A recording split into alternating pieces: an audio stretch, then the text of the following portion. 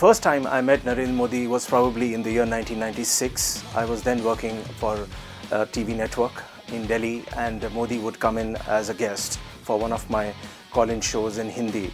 Also for some of the other news bulletins, he was quite available then, and he was then the National Secretary of the BJP. I recall very vividly that Narendra Modi would come in wearing his crisp whites. Basically, he would wear a kurta and a pajama, and he had a smile on his face. He was considerably quiet as a man. He would sit outside with me outside the studio, and then we would discuss what are the points that we could possibly spice up. Surprisingly, he had a lot of inputs to make, and he thoroughly enjoyed being on air. So that was a side that I saw for the first time. That was Narendra Modi in '96 as National Secretary.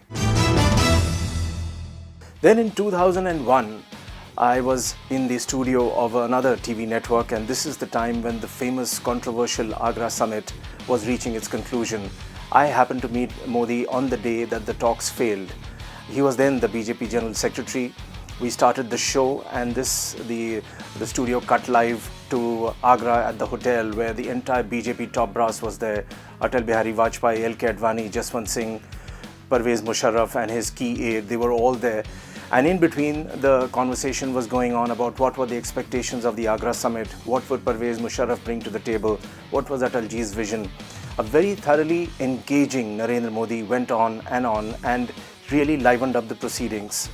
In between, I recall that just when the talks failed, I had online one of the key aides of Parvez Musharraf, and he sounded extremely disappointed that the talks had failed. He sounded gloomy. So I said in Hindi, कि लगता है आपकी आवाज़ से बहुत मायूसी झलक रही है. The moment I said that, Narendra Modi started smiling and chuckling next to me.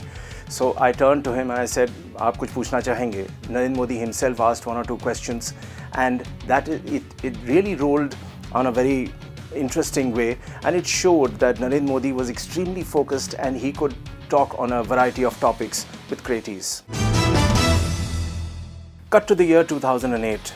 This time I met Narendra Modi as the Chief Minister of Gujarat at his office cum residence in Gandhinagar. We had an interview lined up. I was ushered into his anteroom. He was sitting there at a desk. He smiled at me, asked me to sit down, shook my hand, very firm handshake. And the first thing he did was recall the Agra summit.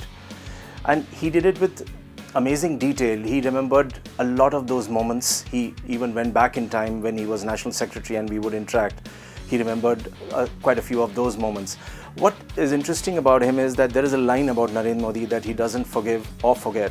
I don't know about the forgiveness part because I have not been on his wrong side yet. But when it comes to not forgetting, it is true, and he recalls moments, names with great felicity. And that is one characteristic which a lot of top leaders all over the world, including India, seem to share. Narendra Modi has that. At the same time, I spoke to a cross-section of people in Ahmedabad and Gandhinagar, and they highlighted a couple of points which are very, very true of Narendra Modi. They said that he likes a top-down approach. He works very, very closely with his key cabinet ministers. He likes to be the nodal authority. He is pushy. He loves speed in decision making. And he is very, very sure about timelines and schedules. It may have seen that this is a person who likes a centralist approach, likes to be in control of things all the time, maybe a control freak, likes to work very long hours. But whatever it is these same characteristics which are now reflected at the center in his new avatar as Prime Minister. It is reflected in his style of functioning, the way the Prime Minister's office likes to move on certain projects, and what he learned from Gujarat has now been taken and kept at a very wide national level.